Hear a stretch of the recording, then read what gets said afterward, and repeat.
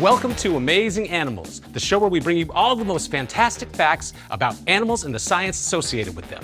My name is Chris Poe, but nobody cares about that. Let's get right to these animal videos. We got drunk animals, we got invisible frogs, so sit down and buckle up and let's go to the show.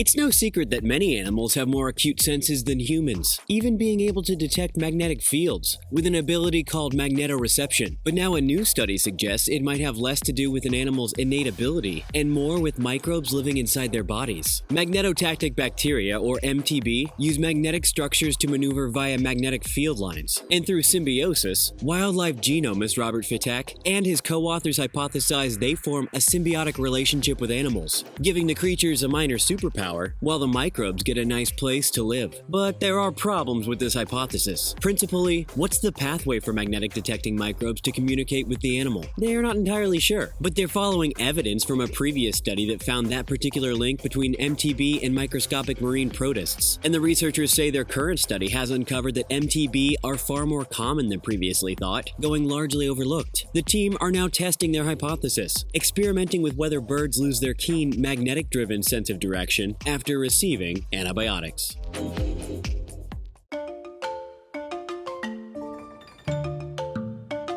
This is what is known as a glass frog, a breed of amphibian indigenous to Mexico and areas of South America and the Caribbean. They're called glass frogs because they can do this, literally become transparent when they sleep, to give themselves some camouflage while they rest. And for the first time, scientists not only believe they've figured out how it works, but it could have far-reaching medical implications for humans. The researchers found that glass frogs are able to separate 90% of their red blood cells and force it all into their livers, which just so happens to be mirror-coated. Red blood cells are almost impossible to hide because they're extremely good at reflecting green light, with the researchers writing, quote, "Whenever the frog needs to become active again, they bring the cells back into the bloodstream, which gives them the metabolic capacity to move around." And they say that figuring out just how these creatures' extreme physiology works might also help to solve some medical issues in humans. Blood clotting of red blood cells is an issue that can lead to heart attacks and strokes, meaning discovering the triggers that glass frogs employ to sort their blood could help doctors prevent blood clots in humans in the future.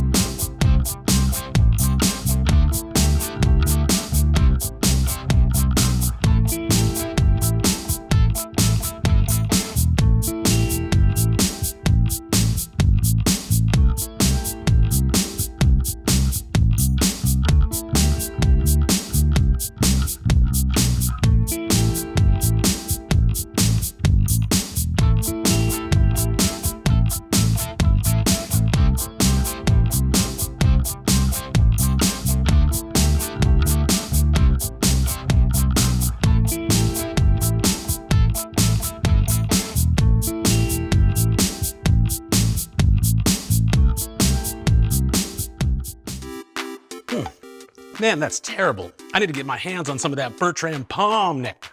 Now to the quiz. What frog is considered to be the most toxic in the world? You mean besides my ex-girlfriend Eunice? Is it the red poison dart frog, the blue poison arrow frog, the golden poison frog, or the mimic poison frog? The answer to that question is coming right up. It turns out the biggest brains in the animal kingdom also belong to the longest yawners, according to the findings of a new study which clocked over 1,200 separate yawns at the zoo belonging to no less than 55 mammal species and 46 bird species. That was a pretty long haul, said study co-author George Mason, who participated with researchers in waiting by animal enclosures to get the yawns on camera. The study, published in Communications Biology, set out to prove yawning is nature's way of cooling down the brain. The researchers also found that longer yawns co-evolved with bigger brains and more neurons. It makes sense when you consider the cooling effect of yawning. Bigger brains need longer yawns to properly cool down. As ethologist Andrew Gullop explained, Through the simultaneous inhalation of cool air and the stretching of muscles surrounding the oral cavities, yawning increases the flow of cooler blood to the brain. It's worth noting yawning doesn't necessarily imply smarts, only brain size and neuron count. And while the researchers drew no link to the frequency of yawning, an unintended side effect of the study claimed at least one victim. The coding of all these yawns has made me immune to the contagiousness of yawning, admitted biologist Margarita Hartlib.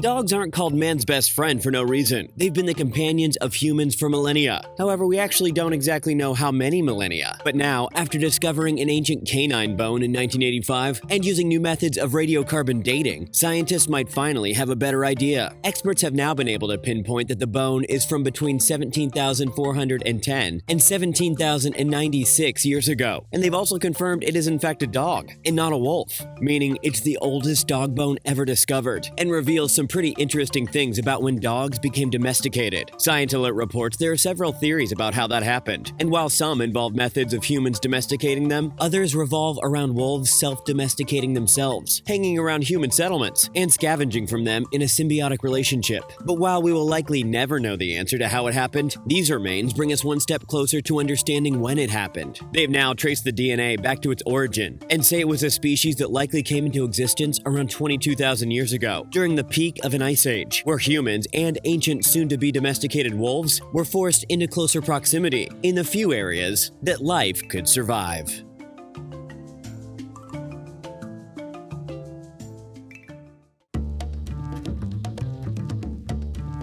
These might look like ordinary sheep from behind, but from the front you might notice they have the same facial patterns as badgers. But that's no accident. These are what are known as badger-faced Texels. They are the product of painstaking breeding, which animal experts at Lippiet Farm in the UK say they spent the better part of the last year turning their 3 badger-faced sheep into 10. But why? Sheep expert and farmer Sue Andrews says that more exotic sheep are becoming more popular, adding, at the moment though, they're only being sold to pedigree breeders and passed to new farmers across the country. So the idea is that later on, they will be a good new source for commercial breeders. To breed them, they bought the female sheep from the Netherlands and mated them with a very popular Scottish ram, resulting in these distinctive badger-looking creatures, with Andrew explaining, if you're going to keep something as a bit of a novelty, it's worth it having a purpose too, so they'll do well commercially. And commercially speaking, apparently, they're delicious.